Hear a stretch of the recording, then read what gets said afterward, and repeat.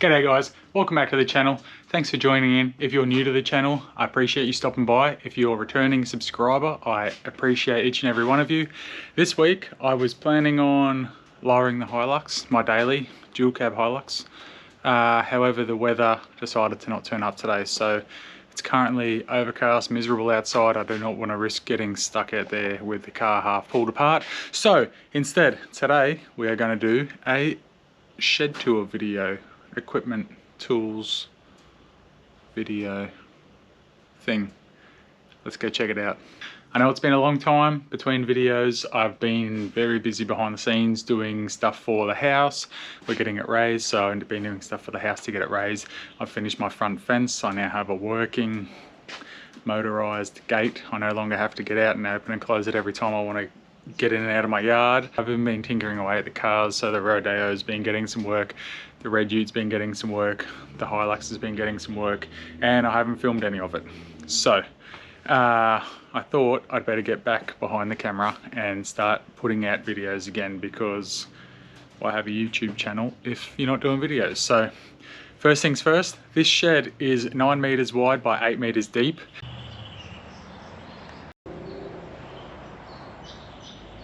I built an office in here as well for my wife as well, so the shed is now, I would say, 6 meters by 8 of usable space. So wife's office is behind here, and then back here we also have a bathroom fully renovated, completed and everything, so that's a usable bathroom as well. For when the house starts to get renovated, that'll come in handy. It's been done for probably 3 or 4 months and we still haven't used the shower yet, so fingers crossed it works when we actually go to use it. This shed also has a mezzanine floor for storage on top of my wife's office and the bathroom, so being 3 meter ceilings, 3 meter gutters, you can get up there. You can't stand up there, but it's easy enough to crawl around there for storage and whatnot. So it's perfect for that, for all the stuff that you don't want in the house, for all the stuff that you don't want lying around the shed. It's perfect for that. You put it up there, some shelves out of the way. Finally have a hoist. Not sure if you've noticed.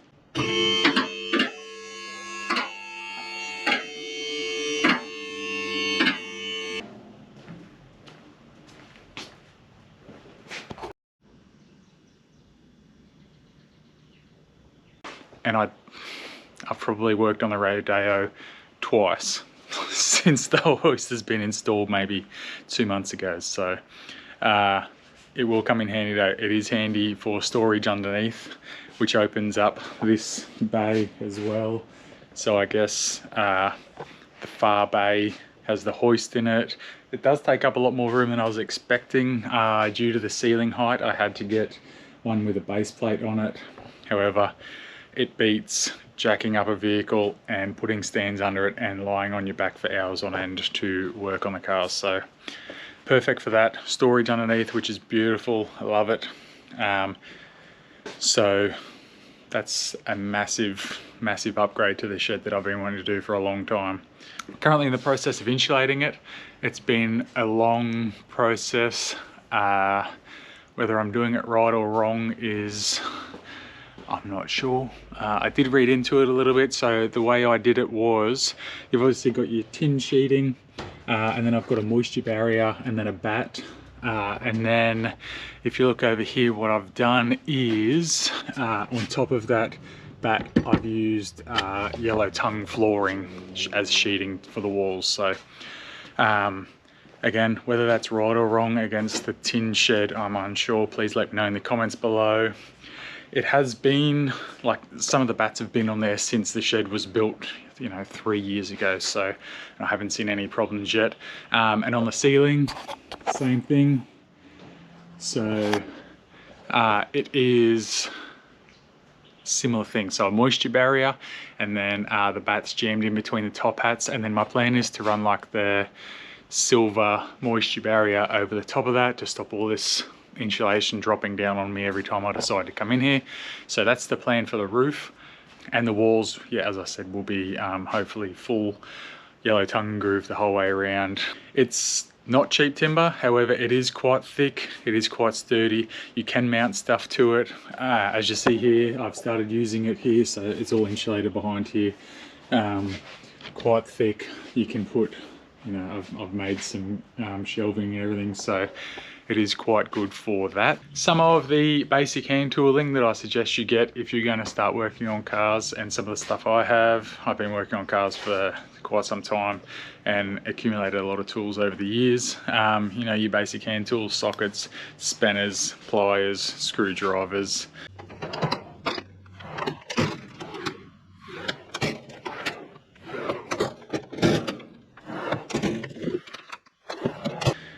You're also going to need stuff like a good jack, safety stands, toolboxes.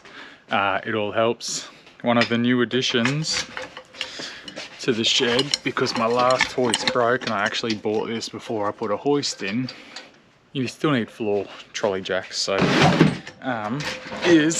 bear with me, this flash low profile king chrome jack. It is quite good. I've used it a number of times, probably not even on my own cars, but have used it a number of times. It has come in handy, and it's just, I don't know, it's been a long time since I've had a good jack that just works. Look at this. She's got some height on her, so that's good. I do suggest getting one if you're going to work on cars. It's a good starting point.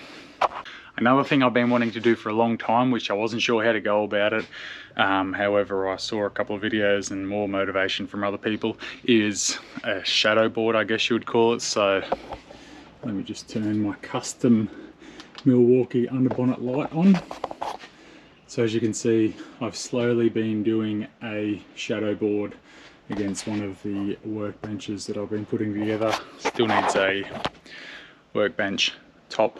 Going to use the yellow tongue flooring again for the bench top for that, but that's, you know, that's progress. It's progress, not perfection. Okay, so if you've got big projects, if you've got ongoing work, progress, not perfection. So you just keep progressing through your projects and you get there eventually, which, you know, as you can see, is happening for me finally. And then I've obviously used the storage above here as well for storage, you know, wheel dollies up there as well. So out of the way, one of those things that you don't need all the time, but you also don't need you don't need, you know, rolling around on the floor constantly in your way. So up there, out of the way, perfect. If you also saw some of the other tools we've got going on in the shed, you know, your Milwaukee cordless gear, you know, drills, rattle guns. Now, I am Milwaukee guy through and through. I have everything Milwaukee, unless there's better stuff out there. I have everything Milwaukee, you know, fans, cordless gear, this pack out gear on your walls. After doing this shadow board, I think in hindsight I would not have bought that. I think it's now a waste of money, and it takes up too much space for what it actually stores. If you have a look, you know, this impact is held up by, I don't know, I think a pack of these hooks from Bunnings cost me like $4, and you know, the impact sits there perfectly. You know, the drill, it has one of those holes as well. It could sit neatly underneath it and, you know, get rid of this whole board out of the way, and then you've got all that storage area as well. So again, I am Milwaukee through and through, but I think that pack out stuff for wall storage, it probably has its place. In this shed is not it. In saying that, I do also have it for my outdoor gear. I've started using the Milwaukee's outdoor gear. I have the Whippersnipper 18 volt and the blower. I cannot recommend that stuff enough. I've gone from a still Whippersnipper and a still blower to this gear, and I was sick of fighting two-stroke stuff, sick of cleaning carbies and tuning carbies, and just, you put a battery in, you go to work, you're not stuffing around or anything. So I cannot recommend the outdoor gear enough. In saying that the pack out gear that I have over there is not worth it, you come over here and I have the pack out gear to hold that stuff up perfectly. It does its job here. As I said, it's not, where it is on the back wall is not ideal for the back wall, so I might move that stuff somewhere else and use it somewhere else, but that spot is not it. One of the big things about the shed is I've made all my workbenches on wheels. So this is probably my go-to bench. This is just a steel bench I got from a mate some time ago now. I've just welded some larger wheels on from the trolleys that are now under bench storage, and it works perfectly. It comes with me basically every job I do. It's good for welding, it's good for drilling, it's good for, you know, cutting, it's good for, you know, banging on stuff if you need to. It's just my go-to bench. So perfect little roll around. It doesn't really have a home in the shed, I guess. It's just the bench that I use all the time.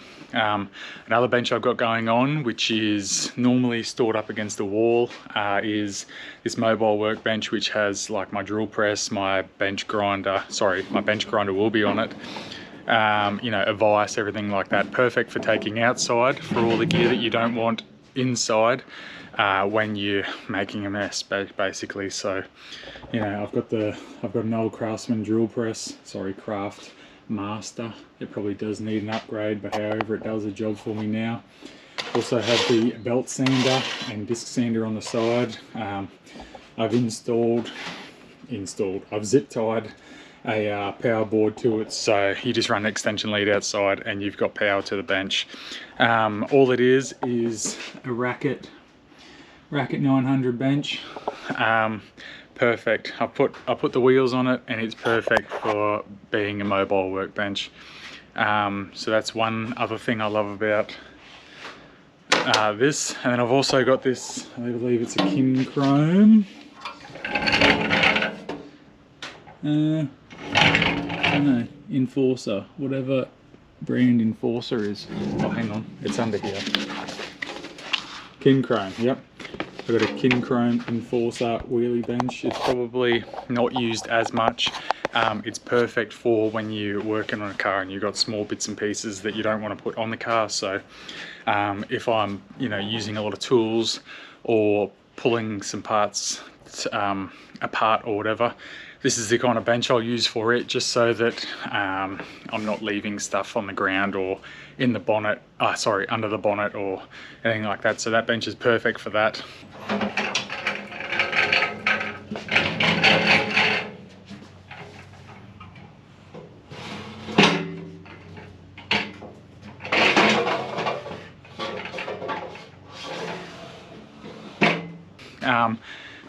I also have, if you didn't notice, two larger workbenches. So this one is again another Racket.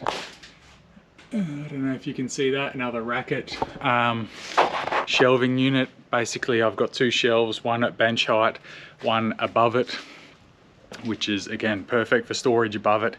Bench height, you know, I like it a little bit higher, being taller, so I've made it higher. And then underneath is just storage. So I've sort of got these are all parts I've got to install for future jobs and whatnot.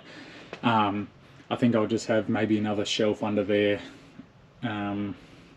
similar to this one here, just so that I can keep it open. I got this bench so that I could push the welder under there, push the air compressor under there, and it sort of be out of the way and not in my way in the middle of the shed kind of thing. So that bench has definitely helped me a lot as well, so helped clean up the shed as well. And then I also have this long bench that runs along the wall. Old bench I got off my father-in-law. Basically he had a fiberglass top on it. I cut it down the guts and mounted it to the walls, so it's solid against those walls now. And then I've got all the storage underneath for all my tooling and everything. I do have the big mobile bench, another mobile bench on wheels that I love. See, everything just pushes around so easily, which is handy for when you don't have much room and everything needs to have a home. And then I'll just put you down and I'll just show you how easy this bench comes out.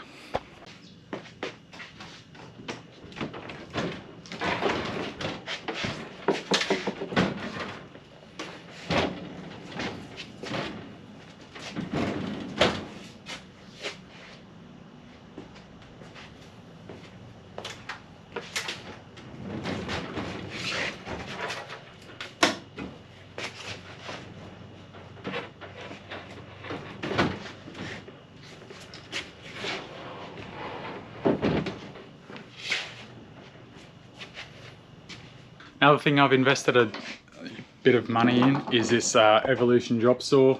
I've seen them on a couple of different channels over in the States. People love them, they rave about them all the time. I'm also going to do the same. It is lovely to work with. It takes the guesswork out, so nice and smooth. You have pull out, you know, you've got your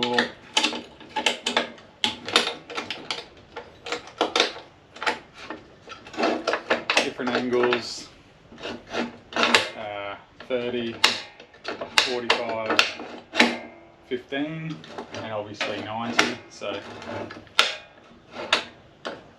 very handy drop saw to have. One of the tools that I haven't used much, probably for its intended purpose, however it will get used a lot in the near future.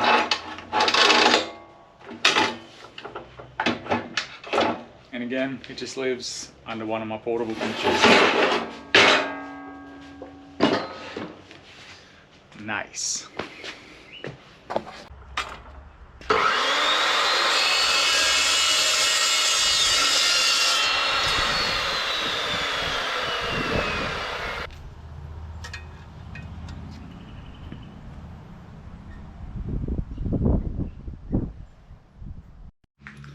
The welder I was referring to before, again another piece of equipment that I guess I've invested some money in. It's again not getting used to its full potential yet.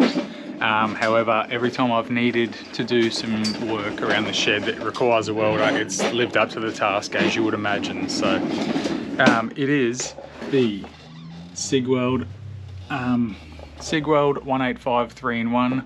Mostly just use MIG on it. A mate has used a stick on it once or twice before, but I normally just stick with MIG, and it's done everything I need to do.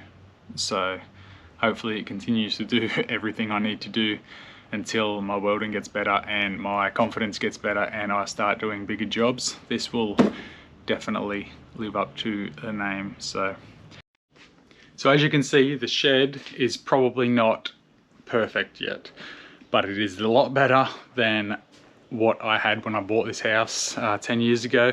The backyard, you couldn't even see you couldn't even see the back fence, you couldn't even see the side fence. This place was so overgrown with trees and everything else. Basically a riverbed in the backyard.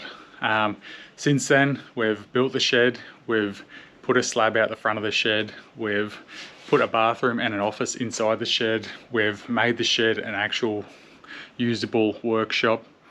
As I was saying, it's not exactly how I would love it to be, but I can't spend time and money investing into the shed when I built the shed to build cars. So progress, not perfection. So that's where we're at with that. So future plans I have for the shed is out the front I have a 10 by 6.5 slab. I would love to get a lean-to off the front of the shed and basically cover that whole area. That would just make this shed so much bigger, so much more usable space outside. The shed itself is not fully powered, so I have a power box over in the corner, and I have a power lead running across, and then I just have a shit ton of power boxes, basically the whole workshop side of the shed. The whole office side is all powered properly. I made sure that was all wired in, everything done right, so that we're not running everything off adapters there. But The shed is powered, sorry, the bathroom is powered properly. It's just the main shed. I would love to get, you know, 4 or 5 power points along this bench. I would also love to get, you know, 2 or 3 along that bench, and then again probably 2 or 3 across that bench. But I mean, it is usable. It is more than enough to be able to work on cars. It is probably a lot more than what some people could dream about. So I'm very grateful that I'm able to have these things to be able to work on cars. I just got to pull my finger out now and start working on cars. So again, if you're new to the channel, I appreciate you stopping in. Griffo's Garage, I'm on Instagram. If you're subscribed to the channel, you know I appreciate each and every one of you. If you like my content, hit that like and subscribe button. And that's it for this one. I'll see you guys on the next one. Thanks for stopping by. Cheers. Bye.